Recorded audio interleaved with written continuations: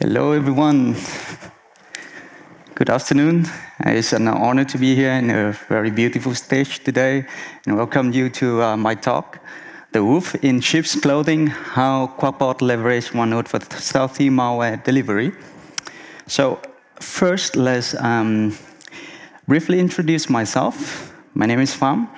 I got a PhD in malware research and deep learning. I got 10 years back and forth between academia and industry about malware research. And at the moment, I'm working at a malware research and threat intelligence at Trellix Advanced Research Center.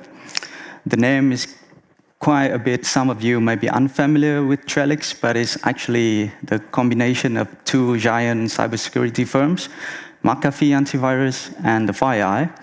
And mostly in my work, I do hunting and investigate the APT and ransomware groups. So today's agendas will be back into, at first, going to be the understanding of the threat intelligence. We will deep dive into the OneNote campaigns, take a little bit look into malware analysis techniques and how we can automate the malware processing pipeline. At last, we'll try to implement the detection and prevention strategy. So for threat intelligence, just imagine that you are in a scenario quite very familiar with you, that in the morning you woke up, you open up your phone, trying to check for the weather forecast, and you're seeing that there is a hurricane coming right to your spot. What are you gonna do? Well, I think most of us will ask, is this hurricane coming directly to our region? What's the name of the hurricane? It is going to impact us or the neighbors. So in cybersecurity, we have kind of a version of the weather forecast. This is called threat intelligence. So threat intelligence helps to foresee and prepare for the attacks, enables us to understand the source and the objectives of the hurricane or the threat actors. It also unravels the adversary, the TTP, we call it the tactics, techniques, and procedures of the adversary. It also allows us to develop the detection and defense measures and trying to minimize the damage from sophisticated threats. And going into the threat intelligence, or actually threat intelligence is knowledge that based on the evidence of the adversaries. We're trying to understand the motives, the intents of adversary, what is their capability, and what is their operational environment. And from those, threat intelligence can provide insights into new campaigns, also new threat actors as well. So in my definition, I try to simplify the threat intelligence into just 3 layers between data, information, and expert evaluation and analysis. And for that, we can kind of picture data are the atomic elements of threat intelligence. The data can coming from the domain, IP address, the malware sample hashes, or some underground posts, hacktivism posts on Telegram, or maybe some data leaks in the dark web. And then the information is contextualized the data. For example, we know that a domain is specified into one malware campaign because it used to be the command and control server a while ago. And then the intelligence kicks in. Intelligence gonna be the knowledge gap and fill those knowledge gap by utilize the information and data through the analytical process. All right. So enough of the threat intelligence. Around February of 2022, Microsoft officially decided to stop supporting the VBA macros. So it kind of ends the whole decade of threat actors trying to deliver malware to the Office documents. And then the adversary trying quickly to adopt another kind of infection vectors. For example, they try to embed the malware into the LLK or the ISO file. Based on our open source intelligence, we saw that there is a peak around the end of January or beginning of February this year that malware trying to leverage the OneNote document, Microsoft Office OneNote document to deliver the malware. So it was all over the place, all over the news. But the story was quite far before. Based on our telemetry, we detected at the top screenshot, there was a OneNote malicious document already targeted the NetBank in South Africa from November 2022. And the Office was written in French. And around 3 months later, there was a pick. And that pick was all about the different social engineering loop that maybe the threat actor tried to hijack into the email thread, reply to the victim, and convince them to open the attachment. Or one of the more common is the DHL phishing theme, that you got a package, and to see more details, just open the attachment. One of the most common phishing theme that we have observed since the February was the Office 365, that telling you the document contains attachment from the cloud. So if you want to view it, you need to click on the open. So how does it work? Also based on our intelligence as well, the story can be dated to September of 2022. It was an article from the company called Sevagas about red team with OneNote. It was the first article published about how we can attach executable code inside the OneNote document. And with the Microsoft OneNote, it has the formatting capabilities. For example, in the top screenshot, you can see this is seemingly harmless document telling that the document is protected, and you need to double-click on the view button. But actually, the view button is only an image, and it was an overlay of another underneath, which is a JavaScript document that attached right behind the view button. So if the victim double-click on the view button is not doing anything with the image, but actually execute the hidden underneath it or the executable. And with the OneNote, it is immune to the Office protection. So with Office, we have the protected view. When you open a Word document, an Excel document, if it contains macros, you will see a warning that there can be some harmful content, and you need to be careful about that. But with the Office OneNote, there's no such warning. Also, this is immune to the mark of the web protection as well. And with the Microsoft OneNote, it is very easy to embed the VBA's HTML application, JavaScript, just right into the document.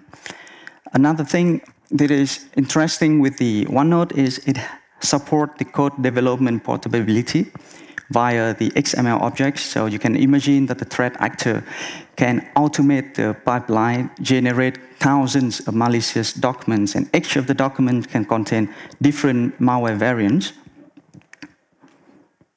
So I'm gonna take a step back and do a little bit quick turnaround for the malware analysis techniques. So the malware analysis can be categorized into the two main parts. One is malware static analysis. The second one is dynamic malware analysis. There is also enrichment analysis that based on the features or the knowledge we learn from the two techniques, we can then enrich the data so that we can have the threat intelligence. For the static analysis is when the analyst analyze the malware without executing the code. And this has both pros and cons. For the positive side, that is safer for your analysis environment. You don't really execute the malware. It also very quick and easy for scalability. But on the flip side, if the malware deploy obfuscation, then if you do the static malware analysis, it's going to be a nightmare. So to overcome this difficulty, we have the dynamic malware analysis. So actually, we're going to analyze malware by executing the malware in the control environment, for example, virtual machine, hypervisor, emulation. The positive side of it is you can observe the real-time behavior of the malware sample, but however, it is more complex and you need to spend time and resource on the computer to set up the environment. And also malware has the evasion techniques. For example, it can try to detect if the machine is running on has at least 4 GB RAM, or the network adapter has the MAC address not belong to VMware or Oracle virtual machine. So based on those notions and knowledge we have about threat intelligence and malware analysis, we can propose a kind of a research. So the first step, we're going to fetch all the phishing emails and then extract the attachment inside the email.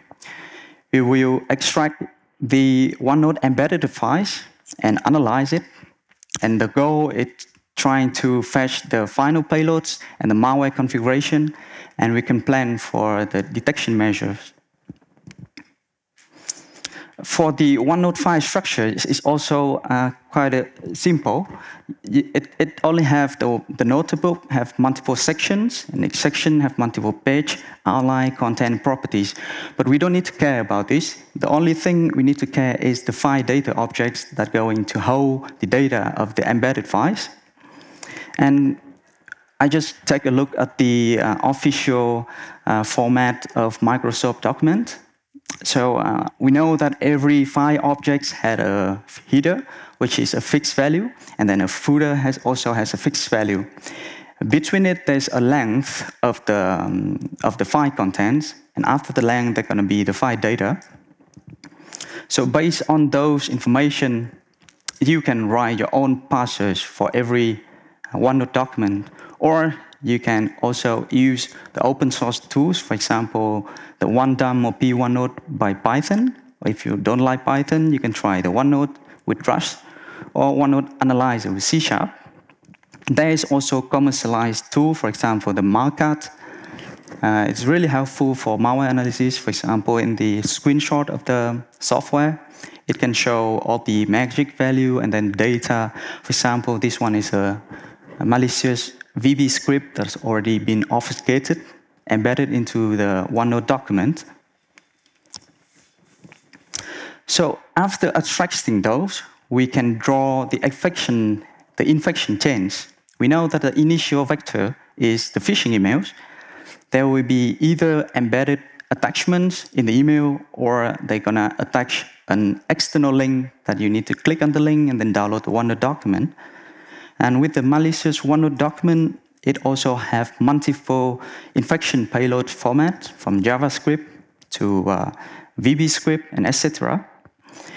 And if you go further, there are also multiple threat actors leveraging this kind of techniques, including ASyncRAT, Qakbot, Phonebook, XWorm, IcedID, and Emotet. And today's case study is going to be focused on the Qakbot. The Qakbot is a botnet that is infamous and active since 2007, mostly delivered through phishing emails. It's trying to steal credential data, trying to install extra modules. And one of the interesting of this Qakbot, it has multiple command and control servers. So in one malware sample, it has a list of at least 10 different IP and port that is going to connect to. So after it connects to that IP address, we call it the first tier. You can go to the second tier, which is the proxy, before coming to the third tier, which is the final server or final command and control server. The Qakbot is also famous for innovate multiple distribution vector. In this case, it's using OneNote, but also we observed in 2023 that these multiple threat actors also leverage multiple infection techniques. For example, that they send you a zip archive, which is pretty small, but after you extract the archive, there's going to be a 500 Office document with macros. And the problem with the antivirus is that if the antivirus see a file that is too large, what they're going to do? They just ignore it. They're not going to scan the files, which is too large. And the Qakbot is known to facilitate major ransomware operation like Conti, Review, Blackbuster, and Royals ransomware, for example.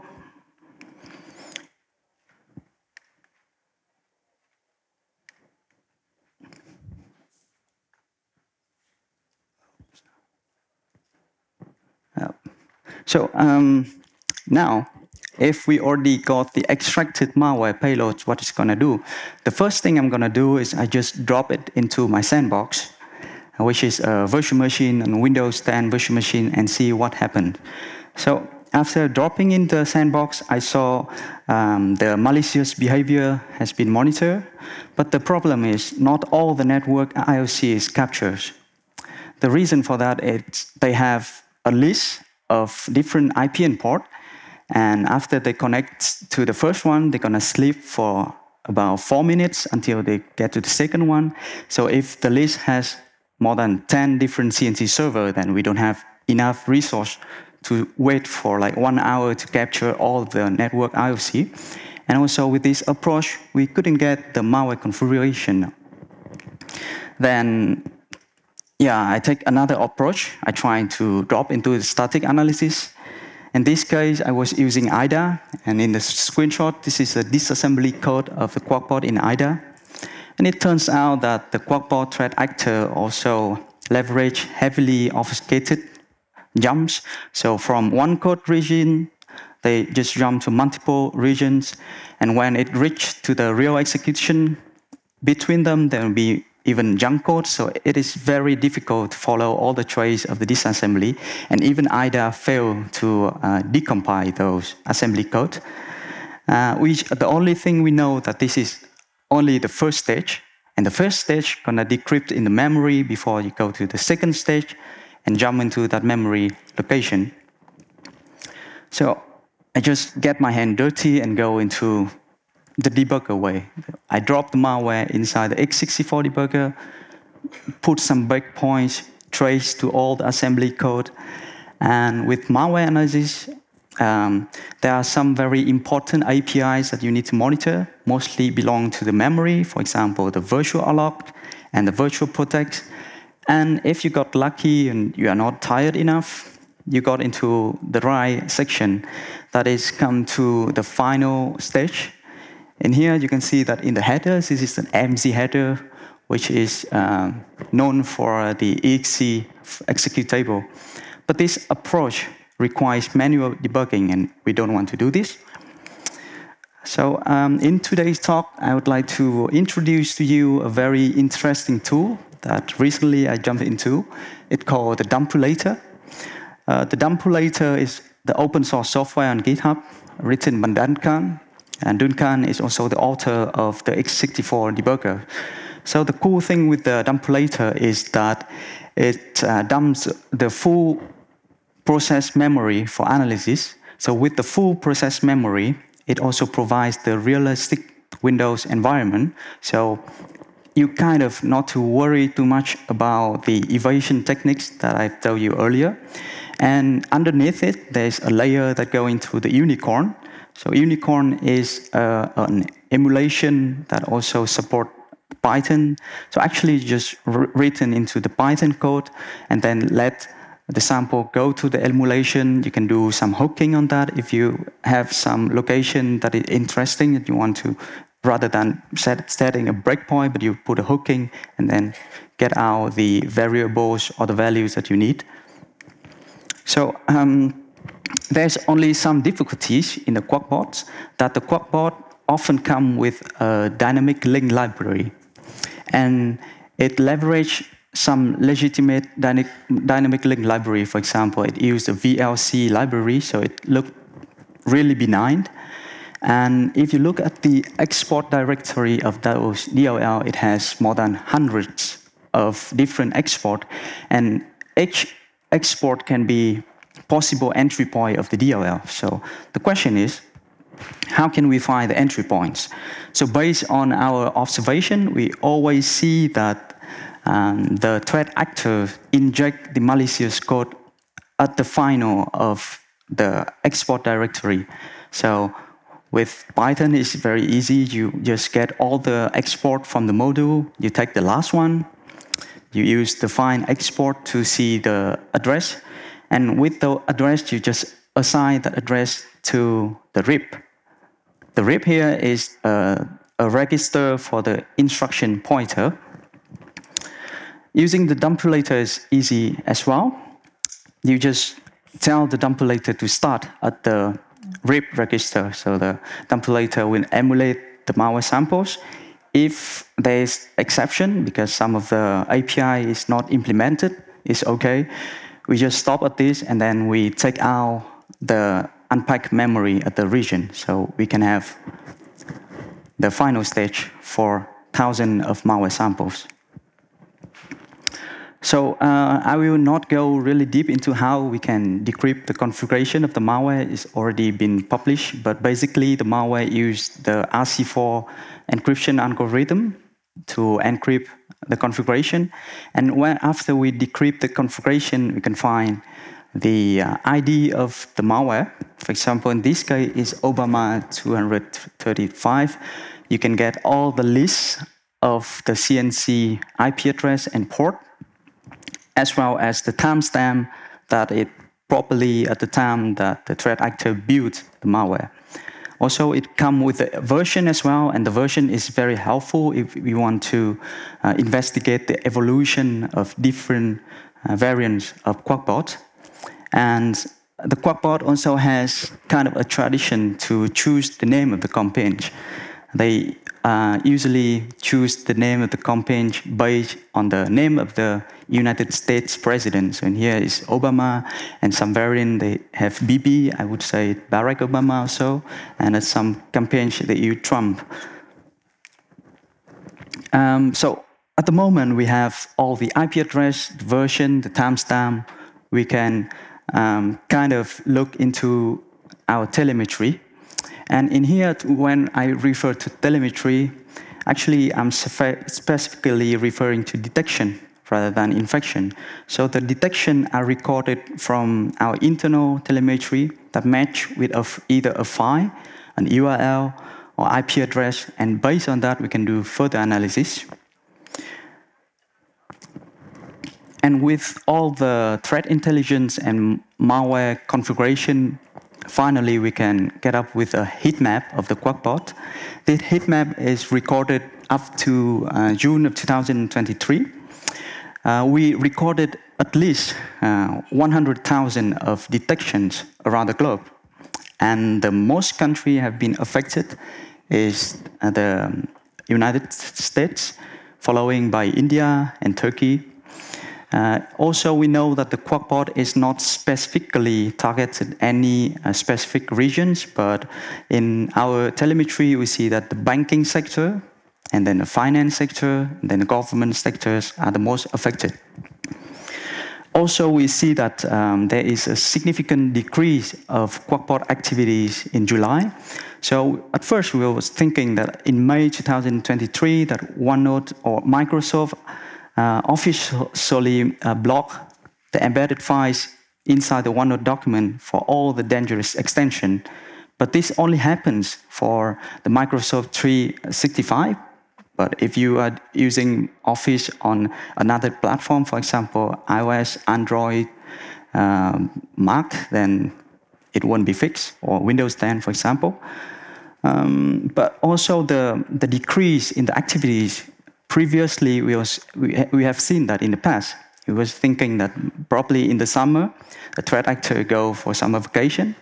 Maybe he decided to go to code.talks to improve their code. We don't know about that. But turns out, a couple of weeks ago, in August, the FBI announced a takedown of the Qakbot campaign. And eventually, the FBI gained the control of the Qakbot server. It led an operation with global partners, mostly in the European countries, with the law enforcement. And they identified at least 700,000 infected devices. And they pushed the installer to cut the botnet off. And they seized more than $8 million in crypto from cybercriminals.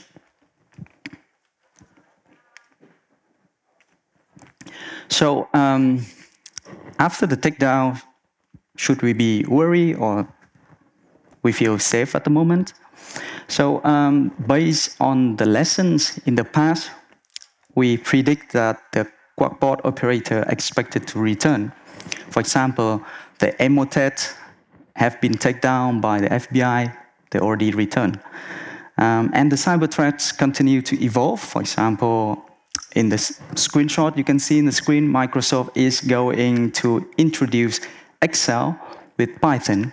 This probably be a good news for a developer, but for me, just cybersecurity analyst, is probably being a nightmare when we have Excel with macros, now with Python.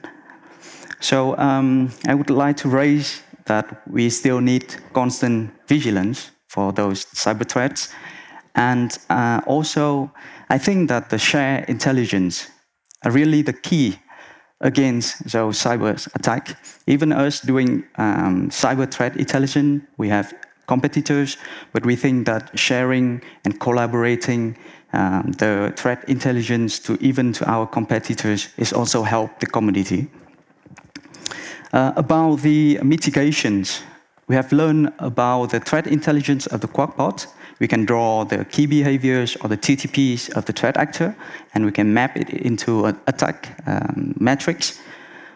Based on the attack matrix, we have the defense platform as well for the detection opportunities. Some of other advices should be just block unusual file attachment, for example, one STA and etc. Disable Office macros. And if you don't use some of the scripting engine, for example, Windows script, JavaScript, and etc., just better just disable it. Yeah, so before I end the talk, if you would like to know more about the details, more about the, how to deobfuscate the malware, that Qakbot malware, and more heat maps, telemetry, IOC, you can take a look at the blog that we already published. It's the Qakbot evolves to OneNote malware distribution. I was co-author with my colleague, Rakav, John Fokker, Alejandro, and Matandras. So this is the end of my talk. Happy to be here and also happy to answer any questions.